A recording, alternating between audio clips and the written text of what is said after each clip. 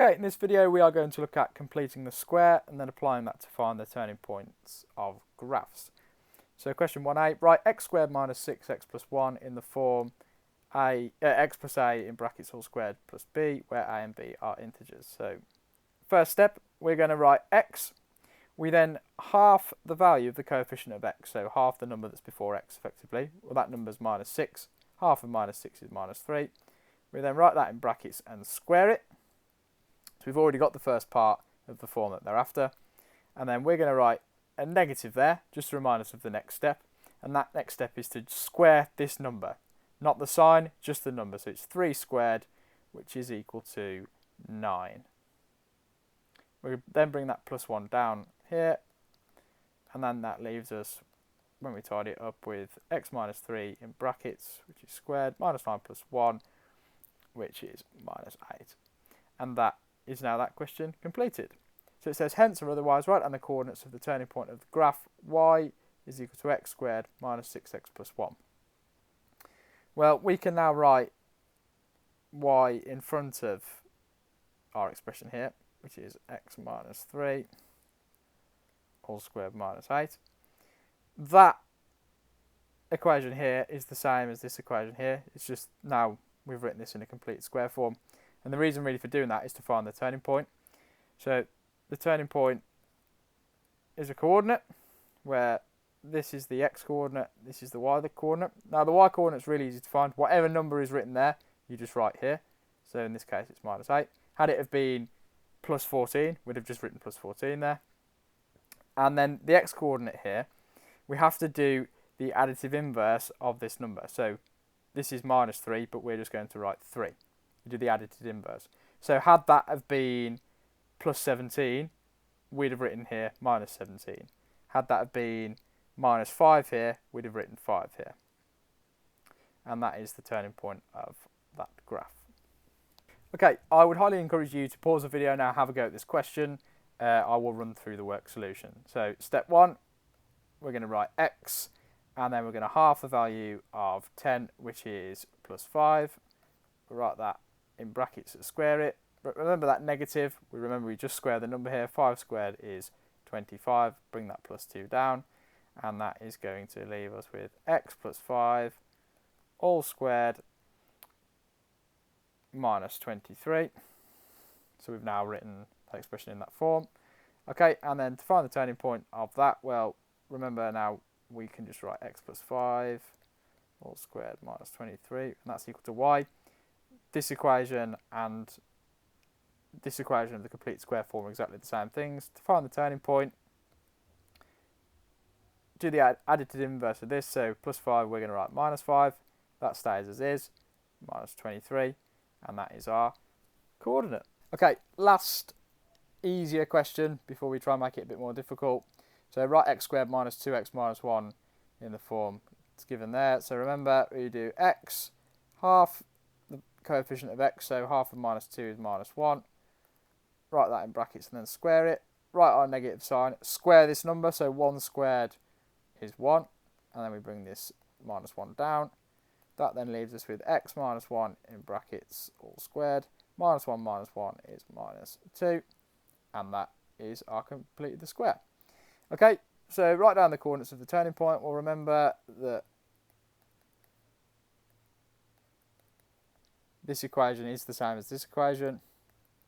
To find their x coordinate, we do the additive inverse. So we've got negative 1 there, so we're just going to write positive 1 or 1.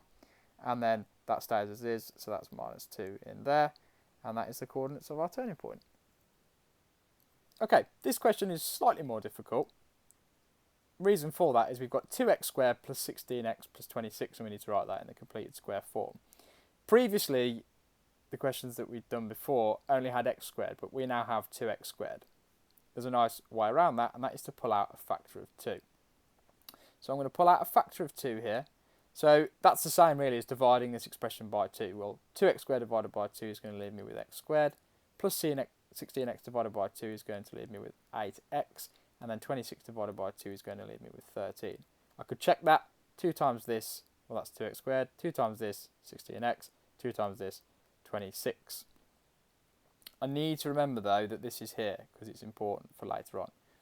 So all I'm going to do now is complete the square of this. Well, that's really easy. We've done a few of those now. So that's going to be x plus 4 all squared. Remember, write the negative, just square the number. So 4 squared is 16, and then plus 13. New line, remembering that 2. Again, it's important.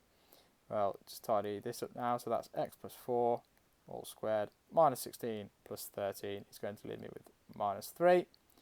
And then I can close that square bracket. What I'm going to do then is expand the square brackets. So 2 times all of that. So that's 2. And then x plus 4 all squared, and then 2 times negative 3 is negative 6. And we now have this expression written in completed square form. So a is 2, b is 4, and then c is negative 6. Well, hence or otherwise, write down the coordinates of the turning point for this graph. Well, remember that effectively what we've just done is completed the square of this equation. So that means that y is equal to 2x plus 4 all squared minus 6. Now, you might be thinking, well, what does this 2 mean now? Does this have sort of any implication on our answer? And the answer to that is no. We do exactly as we did before. The additive inverse of this plus 4, well, that's going to be negative 4. And then obviously the y part stays as is. So we just drop that down. So the coordinates of the turning point are minus 4 and minus 6. This will be the last question of this video. I'd encourage you to pause it, give it a go, and then you can watch through the work solution and see if you got it right or where you went wrong along the way. So, write 3x squared minus 30x plus 63 in the completed square form. So, like the question before, we're going to bring that factor of 3 out. That leaves me with x squared in here, minus 10x there, and then plus 21 at the end. Again, I would just multiply through in your mind just to check that. Well, 3 times x squared is 3x squared. 3 times negative 10x is negative 30x. And then 3 times 21 is going to give me 63. And then I just need to complete the square on that. So that's going to be x minus 5 in brackets. Square that. And remember that negative, just square the number. That's 25 plus 21 there. And then close that square bracket off. That, when I tidy up the inside of the square bracket, is going to leave me with x minus 5 all squared, and then minus 25 plus 21 is going to leave me with negative 4, and then just multiply the square brackets out now, which is going to leave me with 3 x minus 5 all squared, and then 3 times negative 4 is negative 12. So we then use that to calculate our turning point, and that is given below. Remember, the x part's the additive inverse, so we've got negative 5, so we're going to write 5, and then the y part stays as is, and that is just negative 12. So well done if you got that right. If not, obviously you can we'll look through the work solution, see where you've gone wrong, and then, yeah, potentially try and find some more questions.